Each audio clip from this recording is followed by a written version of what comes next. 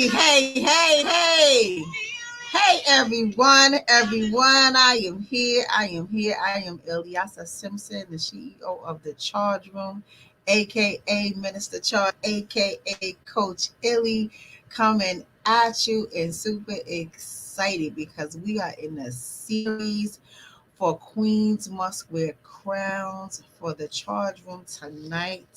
So come on in, everybody. I am here. We are waiting and we are going to speak out tonight. So, for tonight, again, we are continuing on a series. Last week, I spoke about being single and celibate as a woman, right? So, this week, we're going to speak about married with a title, right? When I tell you I have so many subjects under this topic, women, sex, and Christianity. And as I'm going through my research and interviews with beautiful women all from coast to coast, I am having such a discovery. Man, when I tell you women are suffering in silence and they just do not have to. So, as a person that is here to serve and always willing to help, I am definitely going to make it my business to have a platform for women to speak out on Queens Must Wear Crowns because we are queens. We are queens, ladies. We are queens, and we must wear our crowns. We must identify our positions. We must know who we are so we know where we are going, right? So let's get some ground rules shaking right now. So tonight, I am asking like this post and page for the charge room. And when I tell you, share it. If you are a woman, share it. If you love God, share it. If you are a woman, you are, we're going to talk about women, sex, and Christianity. Share this when I tell you, because this is something people don't like to talk about sex in the church, right? Your positions in the church and who you are as a woman and in the church, if you have a title in the church, no one talks about the things that we go through as women. We take persecution from all directions, levels, sides. Come on now. Let's talk about it. We're going to talk about because it's important. We are not going to hide behind masks, doors, curtains, under the rugs. We're not going to do that no more. This is where we are saying no more. Listen, we went through enough for 2020. Everyone is talking about how 2020 hit them where it hurt, baby. So we we taking away the hurt, we taking away the pain, the thoughts, the emotions, the feelings that we going through every single day. 2020 brought some awareness. At the beginning, people were a little like, they was laissez-faire with it, right? But as time started to pass and people started to pass away and touching each other started it increased. It's like, oh, that touched me, right? That touched me. And then there's some people that still don't get it. But we just gonna keep them in prayer, right? Maybe they'll get it on the next train ride to Penn Station, right? But check this out. I need you to like this page. I need you to follow us on Instagram. I need you to subscribe to our YouTube channel, The Charge Room. And guess what? Our website, please go on it, www.thechargeroom.com. Take a look around, see what we have available for you. It is here. It is here. The strategic interventions are here. The coaching is here to help people heal. So let's talk about this mission statement we have. Our mission statement for the Charge Room is to provide a safe platform with a supportive intervention to encourage one to experience freedom within our mind, body, and our spirit, right? While bringing forth a newness, not the oldness, but the newness, right? And the choice to become one with God. And we always ask, when you come into the charge room, we got some disclaimers, right? We got to learn how to stand up for ourselves. Stand up for ourselves. Stop sitting in the background. Stop taking up for yourself. We are asking everyone who comes into the charge room to pick up the person that they dropped off a long time ago. Come on, pick you up. You don't sit yourself in a corner and leave you there to collect dust. We are asking you to agree to commit to yourself. Affirm who you are. Don't be afraid anymore, right? Give yourself a chance. Forgive yourself from your past mistakes. Allow yourself to feel. Allow yourself to heal and say, it's okay. That happened. It's okay. Give yourself permission to forgive yourself, right? We want to take off our mask that brings us to have dim lights and sit in black holes. We don't need that quicksand anymore. We're gonna jump over the quicksand. You have to take those pills of courage, right? Take the pills of courage, throw your thoughts of fear, anxiety out the window. Stop overthinking. Come on here. This is about being a better you, a better you. And we have to do it with courage. Look in the mirror and stop thinking life is perfect, because we were not designed to be perfect. We are imperfect people, right? Growing and maturing in an imperfect world, right? Only one is perfect is Jesus. So come on here. Let's go. Let's go. So tonight we are going to continue our chats in the series of women, sex, and Christianity. And when I tell you last week, we were on fire. We were on fire because I caught myself writing all these notes. The notes didn't help because the Holy Spirit came in here and said, woo woo. And he had me put all the notes aside, right? All the notes aside. And I got notes today. So let's see what God did to me today. So tonight we are talking about women that's married with a title, right? And what they are going through. And my goal was to have some women on for tonight to speak their own truth. However, some people are just not ready for that. So what I did was I collected information and I put it all together, and I'm going to speak it for tonight. So let's talk about women that are married. They're married in a union with their mate, their spouse. And there are women that are in the church with titles. And my question was, do how do women in that have titles feel that their title benefit their relationship with their spouse, or did it bring them a disservice, right? So every person I spoke to, every queen, because women are queens, every queen that I spoke to, what happened is that they gave their experience.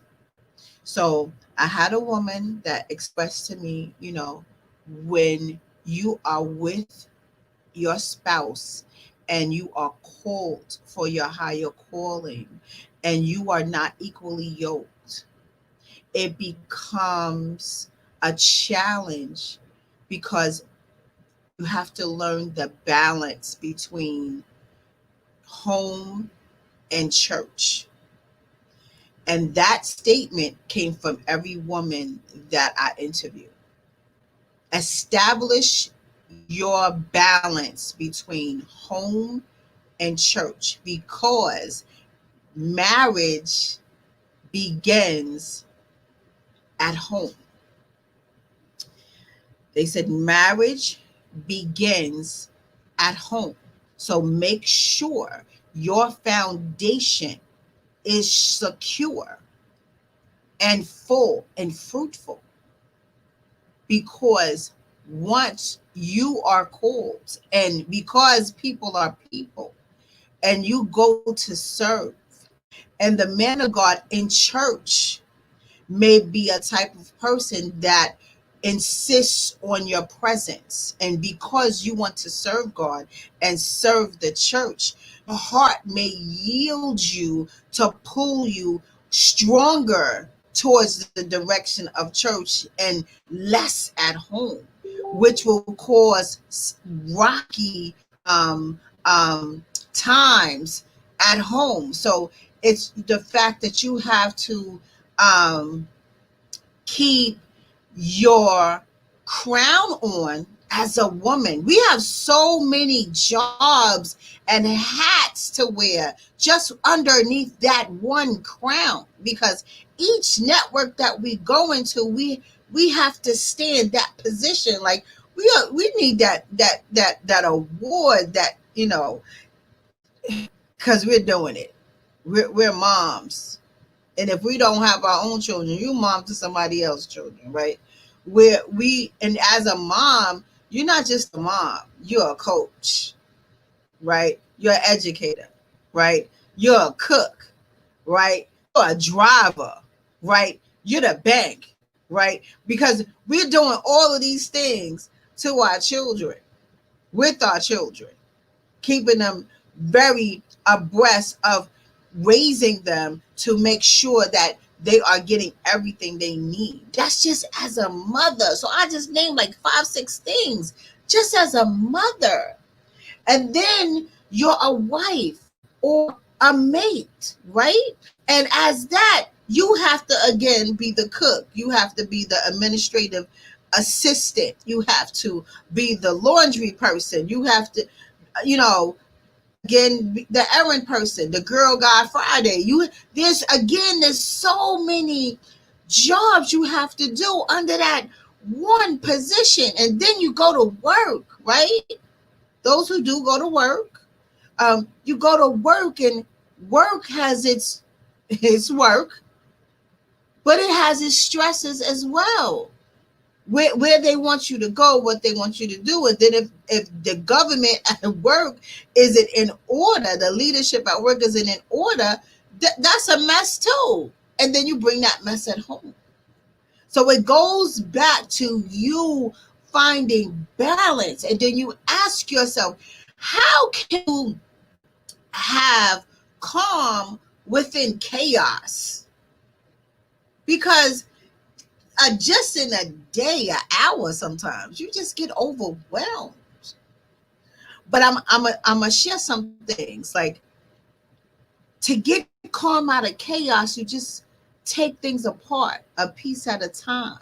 You do a task at a time, an hour at a time, and it all goes in, being organized and sitting down. And I'm gonna explain that later, of strategies of helping you out. So let's move forward. So again, marriage begins at home, and then you have to trust and believe and have respect for your mate.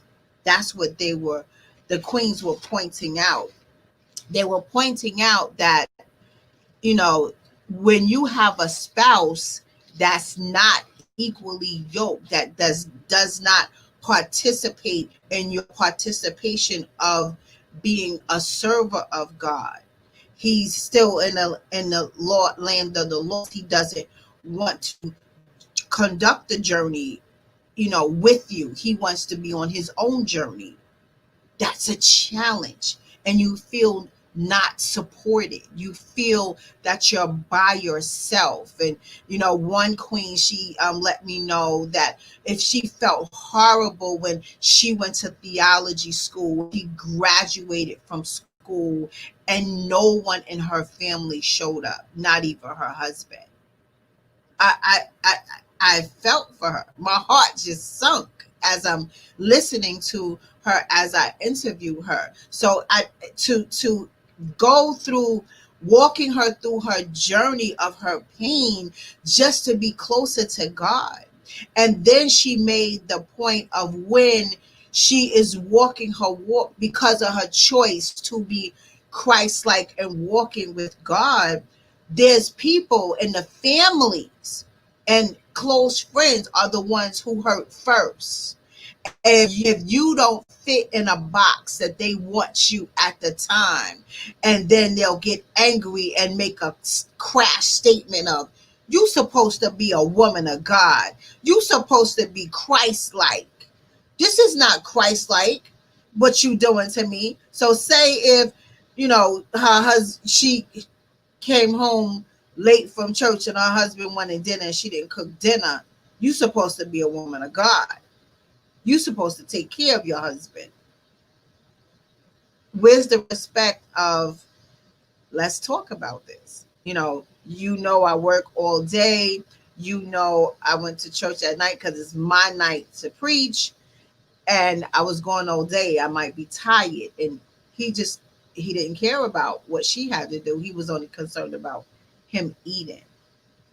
Or family members get mad at you because you didn't do what they wanted you to do, or they anticipated you to do, or to have time for them. Is women of God don't do that. So she was really broken, and she felt that she had to isolate herself from people, because people, when she accepted her position, people began to change in how they treated her. They no longer treated her as who she was, which is by her name, as a human, as a female, as a friend, as a sister, as a daughter.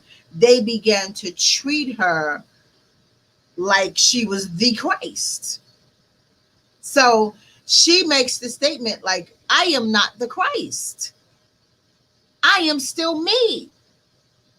And if I want to sit down and do nothing, I should be able to do that, because I'm still me. I'm still human. I'm still a woman. I still have needs. I still have wants. And I totally understood her at that particular point, because I began to discover it's not just you being married that has the title that gets that treatment. It's a single woman that has a title as well, such as myself. The minute I accepted a title, I wanted to be closer to God. I wanted to become more Christ-like, because it's just my journey. But the minute you are not conformed to somebody else's box, oh, you supposed to be a woman of God. How could you think like that? How could you do something like that? No, at the end of the day, I'm human. And at the end of the day, I speak logic. At the end of the day, I have a mind to think, and I have feelings and emotions too. So when this queen, as a married queen with the title, went to express herself, I received every bit of her pain, because I received the same treatment as well. All of a sudden, oh, I don't want to invite you to here because we're drinking. I don't want to bring you to here because we're playing secular music. I don't want to give you a hug because I feel challenged because I'm hugging a pastor. I'm not a pastor. I just chose to be closer to God. I'm human. Humans need humans. And it's nothing wrong with embracing somebody when you meet them with a hug. That shouldn't be a problem. Oh, I don't want to touch her. I don't want to go near her because she's this different person in church now. I'm the same person. So when my queen friend expressed to me her feelings, I felt for her because now she pulls back from people and feels that she's alone. And if I didn't ask her these things, I would have never known this. But now that I'm hearing from different queens that I'm interviewing on my quest of trying to bring something together to help women in church to be heard, to not feel bad or feel that they have to dumb down or feel like they have to hide themselves, you know, females that are not married. Like last week, I was speaking of when you are queen and you're not married and you get, the urge to want to have sex that you're shunned on. Like, are you kidding me? At the end of the day, you're human. If you are setting out a quest to say, God, I want to be more like you, we are not perfect. With queens, I don't want you to beat yourself up, especially single women. I don't want you to beat yourself up because you were horny one day and you said, I need to have some because it just looks so good and smells so good. And you just, that temptation, you just got to repent. Repent and talk to God. Ask God, God, help reshape me, help mold me in the way that you need me to go. And even when married women are in a space that they not getting something from their husband and they feel the need to cheat because they don't know any other way. They don't have any other strategy. No one is in the corner. They don't have no one to talk to. I want to open that place where women can come and get help. Because this journey to be Christ-like is not easy. It is, and most times it ain't fun either. But it's like, what would Jesus do? And then you ask yourself, what would I do? So it's, if you commit yourself to your purpose, right? If you commit yourself to your purpose and you stay close to God and lean on God and lean harder, not just, to say, okay, well, I'm going to have sex today. I can't take it no more. And then you keep doing it every day, every week, every month. Now you know what you're doing. You have to correct your behavior. You have to be committed to what you say you want to do. Otherwise, just don't do it. If you have a title when you're doing that, step down or step back. Ask for help. Get guidance. And again, I know it's challenging, but sometimes you can't talk to certain people, but there are people you can talk to. You may not want to talk to them, but sometimes people bite their nose on their blessings. Your blessing could be right in front of you and you miss it because of ego, pride, and ignorance. I had people shun me. I know I'm extremely resourceful. I know I have plenty of answers. Not only that, I have excellent sense of discernment. So they won't come to me because they know I'm going to tell you the truth. I'm going to tell you what it is. I can see. So you can tell me whatever you want to. I can see. I can look through your eyes and see your whole soul. I can see. So that's why I'm going hard, because as I'm making this discovery, I'm finding more and more women with different stories, but yet the same. At the end of the day, you're hurting. At the end of the day, you're feeling alone and isolated. At the end of the day, you have no one to talk to, and you're challenged to wonder who is friend and who is foe. Because the enemy is busy. The enemy will send you somebody that is exactly what you want. That temptation. But you have to lean on God harder. Even when you don't understand. Even when you don't understand. And if we take authority off of ourselves, because this is what we do too, we got to have control of everything as we see, live, breathe, everything. Just control over everything. But if you let go of some control, just let it go bit by bit. I mean, because it takes time. It's a process now. Again, I've done this thing.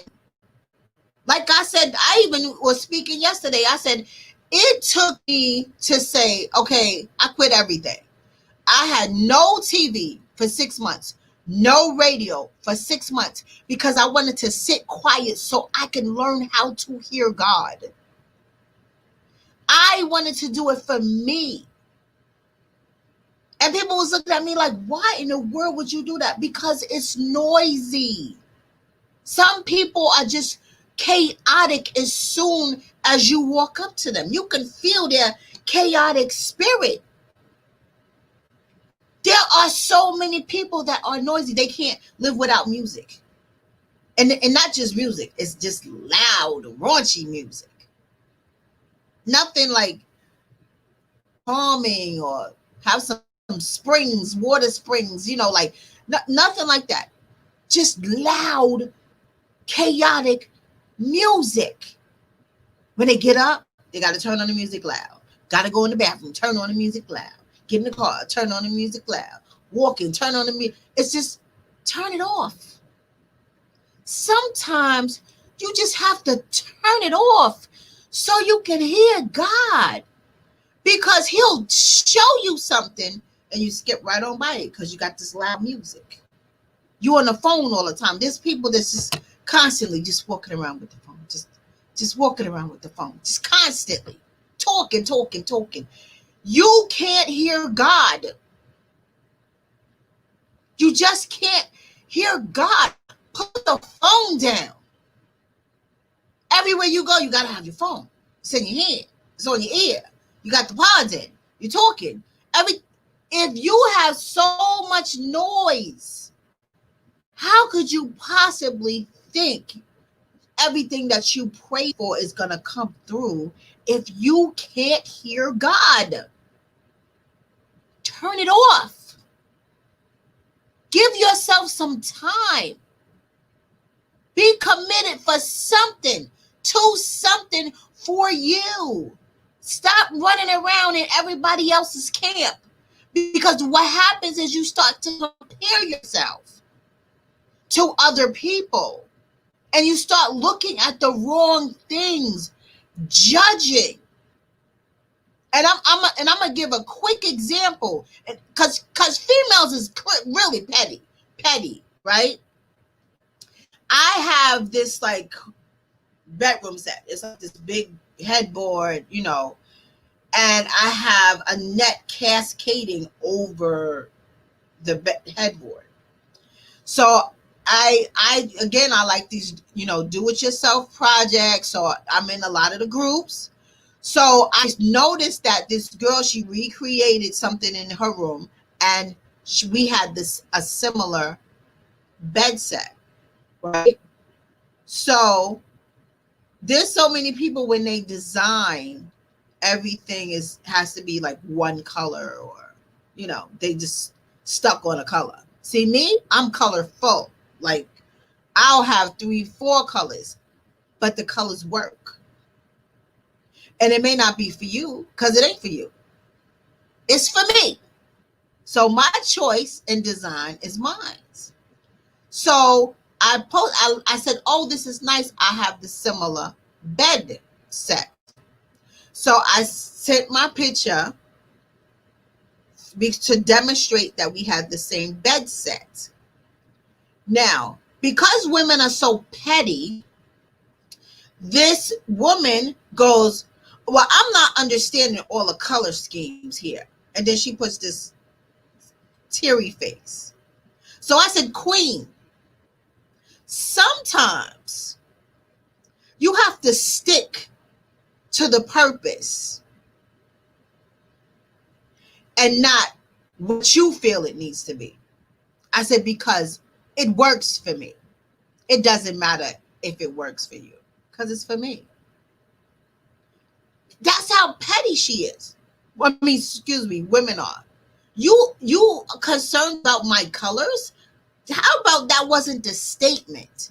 The statement wasn't about the colors. The statement was about the similarity in the bed sets.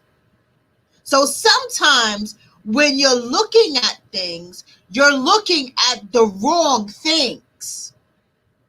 And you miss the blessing because you're concentrating on the wrong thing. So it's like, be more mindful and purposeful of your thoughts here. Look at exactly what is going on. Read the question. What's the question? And give the answer. Nobody asked you for the extra stuff. Who cares? Nobody asked you. So back to my point of being committed to yourself. So if you're being committed to yourself and you want to become closer to God, God is going to bring you to a place that you have not even thought about, that you never even heard of. It's just way beyond your imagination. Why? Because it's beyond you. God is omni. He is everywhere. And he's going to be and do whatever he wants to because you are what he wants. It's us that don't want to get with him on his rules, right? It's like, oh God, I want to do that, but I want to do this too. Come on, you got to make up your mind. So when people make the choice to become more Christ-like, they're still human. And it's not for people to judge them and place them in this box like they are not human. And it's such an insult. And it's like, look in the mirror. Maybe you should be doing the same thing. Because can you see yourself in the mirror and say that you're okay?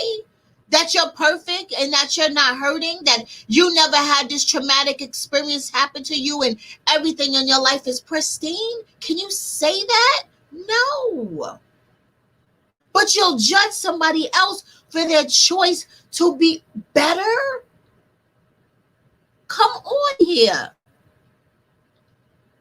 Watch your language. And then it's the other part of the people that's in church. And then there's the people that want to come to church. Watch your language. You're judging them before they can even get a seat. You're looking at them with their outfit on. Oh, you can't wear that to church. How dare you? That's not, let God do that. Because the minute they came, that is a plus. Baby steps work. You can encourage somebody. Don't judge them. You can support somebody. Don't judge them, because guess what? Maybe that's all they had. Maybe they didn't have anything else. Maybe the Holy Spirit touched them when they was coming from a party and they just came straight from the party, straight into the church, but you're judging. We have to come together. God called all of us, but it's up to us to do our part. He's just waiting for us because he already got our blessings. He's just waiting for us to say yes. And now that a person says yes and they're married or single, people place them in a different category, that they're not human. You're supposed to be. Who says they're supposed to be? That's not for you to say. They walk in the walk of the Bible. And even if they made a mistake, they're still human. You're not even giving them the space to correct themselves, the space to say, I apologize, the space to come talk about it. You just judge them. They supposed to be this. I remember just this summer, I had a photo shoot. I had a photo shoot and I had my leg out. I get, oh, woman of God, you got too much leg out. I didn't know my leg was for sale. I don't dress like I'm for sale. I'm not ugly. I'm not a straight board. I'm not a size 0. I'm voluptuous. So I'm supposed to, because I said yes to God, I'm supposed to walk around looking frumpy, breast to my knees, big old flower dress with a simple flower hat because I said yes to God. I'm sorry. I'm beautiful. God made me beautiful. I'm voluptuous. That's how I am. I like to eat. So I'm eating. I carry myself well like a queen. So I get judged because I love God? Stop judging. We have a right to be who we want to be. But if we're following the truth, on that journey, you're going to make mistakes. You're going to not always get it right. So it's not fair that people place you in a category and now because we love God, we got to sit in a corner in a box because we are afraid to show people that we're human too. So again, married women, another question I asked was, how was the sexual dynamics based on their marriage because they said yes to their ministry? Some say it went south because their husbands again placed them in a category. And then some say they have a blooming relationship because they walked together in Christ. And that's the difference between respecting what your wife is doing versus leaving her unsupported in what she's doing, but you also expect her to support you in what you're doing. So it becomes a dilemma, ethical dilemma, even a moral dilemma, emotional dilemma in her, because it's like, okay, you smoke weed every day. She doesn't smoke weed. She wants to walk this way, not that way. And then you tune her out because you want to smoke weed. You want to curse at her because you want to live like that. But you want her to support you and you don't support her. That's not fair. So that woman is left sitting by herself because she dare not tell anybody, my husband smokes weed. My husband hangs out in the street. My husband cheats on me every single day with 4 other women. She can't tell anybody that. She has nobody to go to pour her heart out. So she's crying every single day of tears. She's waking up to tears, and then she has to fix her face to wear her hats in every network that she's in. That's a challenge. Plus wear her title and get up and preach on Sunday. That is a challenge. So married with a title has its sections. Again, with asking questions and just discovery. You know, it's all about marriage begins at home. Learning how to respect each other in your places, trust and govern your relationship accordingly because every couple is different. Again, as you choose to serve God and the pastor that you serve under, you know, the pastor has to respect your home as well.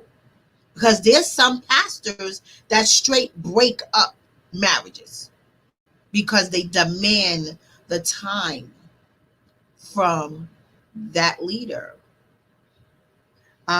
So it's not, you can't idolize your pastor. That's idolatry. You can't do that. At the end of the day, you have to come to some type of understanding, and that pastor has to know that. And if he's a good shepherd, he will know the difference, and he would want your relationship home to work with your husband. So just be mindful.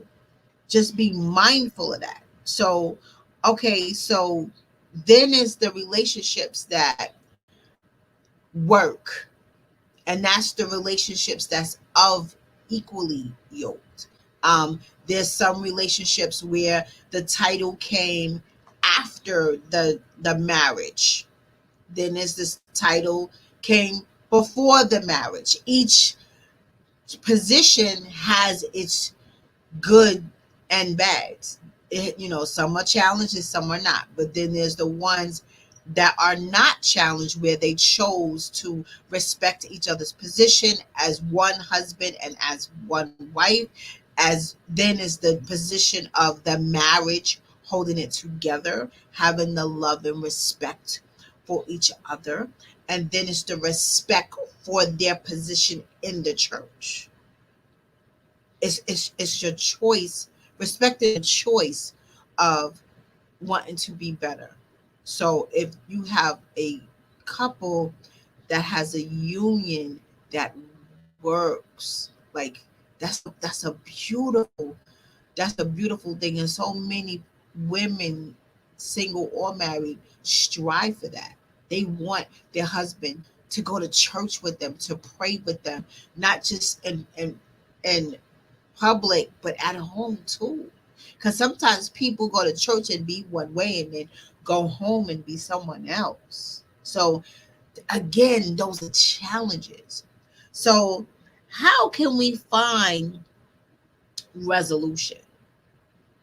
So, this is the part where I need feedback. I need feedback. And whoever's in the Facebook, the charge room community, at the end of this showing, I'm going to post, my questions, because I need feedback. This is something that is important. Talking about sex and your positions and your relationships, um, while loving God or wanting to become closer to God, and people not judging you. Like, this is just a whole big taboo where nobody likes to talk about it. But it's an area that really, really needs to be spoken on. And the other challenge is, people are too afraid to come on to speak out. So it leaves me with collecting information and sharing it. It's like, I'm not trying to break your anonymity, but at some point, it's like, I it would be great to come to a forum where we can talk about it. That is my ideal goal. Could we come to a forum and talk about it? Is it okay to express? Because I could do a private Zoom and we just talk about it. But I want to bring a space where women in church, or women with titles, or women that's married to a title, because I'm going to talk about that next week. Women that's married to a title, can come and not hide behind curtains. It's about how single women and that's in church can't be afraid to talk about that they are having sex, and they want to be closer to God too, and they having this conflict and they don't know how to help themselves. Like, I want to embrace that um area, those areas, and provide strategic interventions of hope. Again, I have coaching experience that and strategic workshops to help. That's why I'm introducing these topics, because I already have the answers. I already have strategic interventions in place. And in the middle of January, I'm going to launch my workshops. And I invite you, queens. I invite you. I invite you to come on in and be a part of the workshops. Learn. There's workbooks to accompany this program here. There's takeaways. Take something away to help you smile, to find yourself, to rediscover yourself, to pick yourself up from a rock, underneath a rock. We do not have to sit in silence anymore. If 2020 didn't teach you anything, it should teach you to learn how to love yourself more, because people are dying, y'all.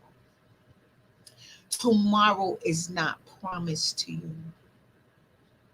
It's just not. Take your reign. Pick up your crowns. Straighten them up and put it on. Don't allow society to dictate, or your network to dictate, that you gotta stay in the back of a curtain and cry your tears. Let that not be your permanent makeup. Tears, hurt, pain. Let that not be the reason why you go hard to be have the glow up going on. Let that not be the reason. Because you want to hide who you really are underneath that mask of makeup. Having extra wigs. Let that not be the reason. Because I believe in makeup, and I believe in enhancements. I believe in being beautiful every single day. But let that not be the reason, because you're covering up your tears. So until next week, I thank you, women, for coming on tonight. I thank you for coming on tonight. I appreciate you, queens. We must wear our crowns. It is very important that we identify who we are, because it ends and begins with us. It ends and begins with us. We go through challenges every single day. Every single day. It's up to us to make the choice. Do we stay on the right side of the good, or do we let the evil take us to another level? Anything can happen to you. Anything. It's all in how you respond that makes the difference. All how you respond that makes the difference. So please come join our charge room community. I put information in there. I put all types of relationship um, resolutions in the group, because some of us have just been so messed up for so long. We just numb to just staying messed up. You don't have to stay messed up. There is an answer. There is a way. You don't.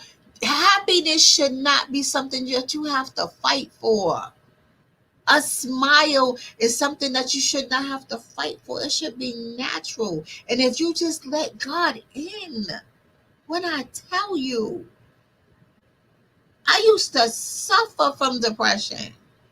It's like it was hurting to smile, because I had holes in my spirit. But I let go, and I let God, and God filled those holes with love, with peace, with joy, because I let go. And the freedom, the spiritual freedom, y'all. Because I walked through the fire. I swallowed my pills of courage. I identified and rediscovered myself. When I tell you, it feels so good. And I smile naturally. I naturally have this glow. And at first I didn't see it, but everybody kept saying, Dad, you got a glow on you. I said, that's the glory glow. Because that ain't nothing but glory. And I'm so excited about it. And I just want to remind everybody I am on every Sunday at 12:30 on iHeartRadio. When I tell you I'm excited, I'm proud of myself because I never thought I would sit and speak to the nations. And God got me speaking to the nations. He said, "Daughter, you're going to speak." And I fought that thing hard. And he kept pushing me in uncomfortable situations. But I let go. I said, "You know what, God, you do it." I surrender. And when I surrendered, man, he took me and threw me into the wolves and said, "Girl, get up and do it. I don't care how many times you fall down, get up and do it. You fell, get up. You fall down 9 times, get up 10. Get up." And I kept getting up, y'all, until my confidence built up. So it's like I went ignorant on fire. Like, just keep walking. So what? If you are perfectionist, you will get nowhere. Oh, this gotta be perfect. That gotta be perfect. My hair got listen, I got gray, baby. My braids need to be done over. I don't care. Guess what? I am here. I am here. I wish I had, the super makeup going on. But guess what? I have to understand I'm beautiful. I don't have to be perfect to open my mouth. Because God gonna speak through me. Come on here. So stop thinking that you have to have the right thing at the right time and everything has to be perfect. It doesn't. Just do it. Get up and do it. God's going to take you and soar you. Because when I tell you, nobody would have told me I would have been a talk show host on national radio. Me. But guess what? That's what I am right now. I am a national radio talk show host. So I'm on Sundays on iHeartRadio at 12:30. And I'm super excited because my show is amazing. I just love it. I just love it. So the Charge Room Show, Sunday, 12:30, iHeartRadio, be there. Listen, listen, listen, right? So I see y'all tomorrow. We are going to be on here with the men. The men got something to say because they want to do like this 2020 countdown and they want to tell you all about their feelings, their emotions, and what they learned. And when I tell you, they really doing a good job. I'm so proud of them. So women, come on and listen to these men, and men get on too, because I want to hear y'all. They want y'all to get on. So be here tomorrow, 7 o'clock. And thank you so much. Like us on Facebook, follow us on Instagram, and subscribe to us on YouTube.